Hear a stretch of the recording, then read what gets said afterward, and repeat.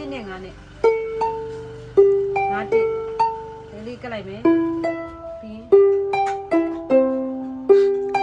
6တစ်ကလိုက်မယ်2ခွန်နဲ့4ကိုပြန်ချမယ်နော်ပြောဒါကြောင့်သွားပြီ930 4ကို2ခွန်